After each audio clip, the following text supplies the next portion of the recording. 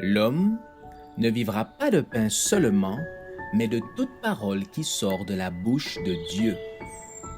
Voici votre moment de méditation quotidienne.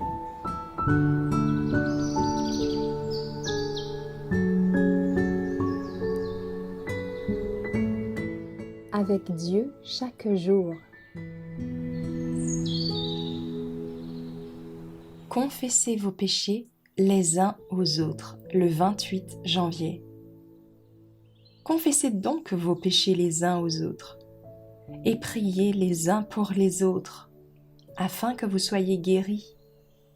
La prière fervente du juste a une grande efficace. Jacques 5, verset 16. J'ai reçu le message d'insister tout particulièrement auprès du peuple de Dieu sur la nécessité d'entretenir la religion au foyer. Des égards, pleins d'affection et de prévenance, devraient toujours régner entre les membres de la famille. Matin et soir, tous les cœurs doivent s'unir dans un culte fervent. Que chacun, au culte de la soirée, examine sa conscience, que toutes les fautes commises au cours de la journée soient confessées et pardonnées, que celui qui a été malveillant ou qui a parlé avec rudesse implore le pardon de celui qu'il a offensé. On entretient souvent dans son cœur des motifs de plainte, des mésententes et des blessures se créent inutilement. Si l'on donnait à l'auteur présumé du mal l'occasion de s'expliquer, il pourrait soulager l'esprit des autres membres de la famille.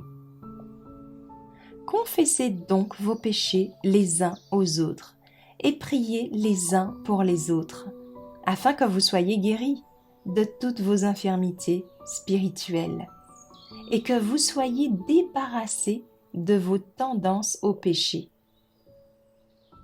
Travaillez avec diligence pour l'éternité. Priez l'Éternel avec zèle et emparez-vous de la foi.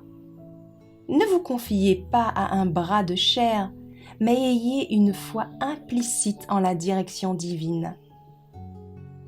Que chacun de vous dise maintenant : « Quant à moi, je sortirai, je me séparerai du monde. Je servirai l'Éternel de toutes mes forces. » L'Éternel accordera ses faveurs à ceux qui gardent ses commandements. Acceptez la parole de vie, et obéissez-lui. Elle deviendra alors pour vous une odeur de vie donnant la vie. L'acceptation de la vérité régénérera et purifiera le cœur souillé. L'œuvre de la purification individuelle du caractère ne peut pas être différée impunément. Confessez-vous et priez. Prenez la décision d'appartenir entièrement au Seigneur, dès maintenant et pour toujours. Nous ne pouvons pas remettre à plus tard cette confession et cette humiliation de nos cœurs, si nous voulons que nos offrandes soient agréées par l'Éternel. Une soumission totale à Dieu assure une joie absolue.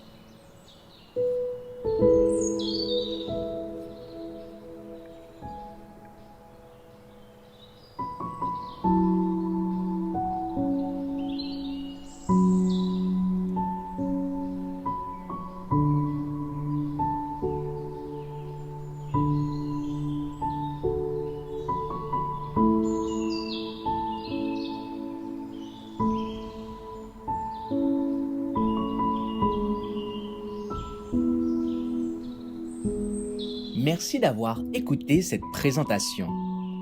Assurez-vous de nous rejoindre demain pour votre moment de méditation quotidienne avec lereste.org.